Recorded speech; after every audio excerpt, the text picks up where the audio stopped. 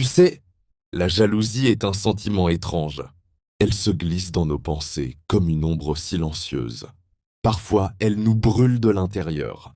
Parfois, elle nous glace. Et souvent, on croit qu'elle parle de l'autre. Alors qu'en réalité, elle parle de nous. Elle parle de ce que l'on craint, de ce que l'on croit manquer. Et parfois, de ce que l'on refuse d'affronter en nous-mêmes. Laisse-nous parler un peu plus profondément. Mais avant ça, n'hésite pas à t'abonner à Mireille Inspire pour que chaque jour, on explore ensemble les profondeurs du cœur et de l'âme. François de La Rochefoucauld écrivait: Dans la jalousie, il y a plus d'amour-propre que d'amour. Ces mots sont durs, mais vrais. La jalousie naît souvent de notre peur de perdre. Pas seulement la personne que l'on aime, mais l'image que l'on a de nous-mêmes à travers ses yeux. Quand tu es jaloux, ce n'est pas seulement l'amour qui parle. C'est aussi ton ego qui murmure, ou parfois qui crie. Et si je n'étais pas assez?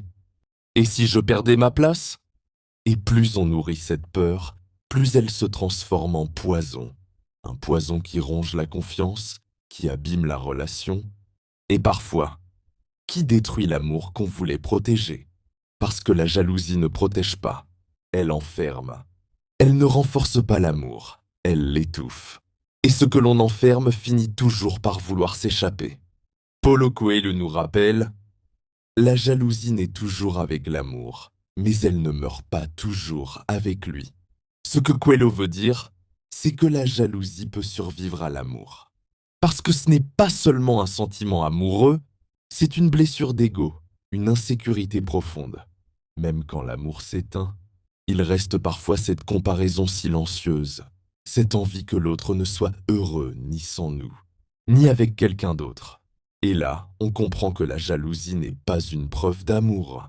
C'est une preuve que quelque chose en nous demande à guérir. La jalousie, c'est un miroir, mais un miroir déformant. Elle te montre tes peurs plus grandes qu'elles ne sont vraiment, et ta valeur plus petite qu'elle ne l'est réellement. Ce que tu ressens n'est pas une vérité absolue. C'est une émotion qui t'invite à te questionner. Demande-toi, pourquoi est-ce que je me sens menacé? Pourquoi ai-je peur de ne pas suffire? La vérité, c'est que la jalousie ne dit pas « je t'aime ». Elle dit « j'ai peur de ne pas être aimé ». Et là, tu as le choix. Soit tu laisses cette peur t'enchaîner, soit tu en fais une porte vers plus de lucidité et plus de force intérieure. La Rochefoucauld et Coelho parlent du même cœur, mais sous deux lumières différentes. L'un dit: la jalousie est plus liée à ton amour-propre qu'à ton amour. L'autre dit: même après l'amour, elle peut rester. Alors, si la jalousie ne disparaît pas avec l'amour, c'est qu'elle n'est pas un lien, mais une chaîne. Et les chaînes, on peut les briser, mais il faut du courage. Le courage de se regarder dans un miroir qui ne flatte pas et d'y voir la vérité. Écoute, la jalousie n'est pas une fatalité, elle est un signal. Un signal qui te montre là où tu as encore besoin de te construire. Au lieu de la cacher, accueille-la. Demande-toi, qu'est-ce qui, en moi, demande à être apaisé? Parce que le jour où tu comprends ça, tu changes ta relation avec l'autre, mais surtout avec toi-même. Et là, tu découvres que l'amour vrai n'a pas besoin de chaînes, parce qu'il respire dans la liberté et la confiance. Et si ces mots ont trouvé un écho en toi, abonne-toi à Mireille Inspire.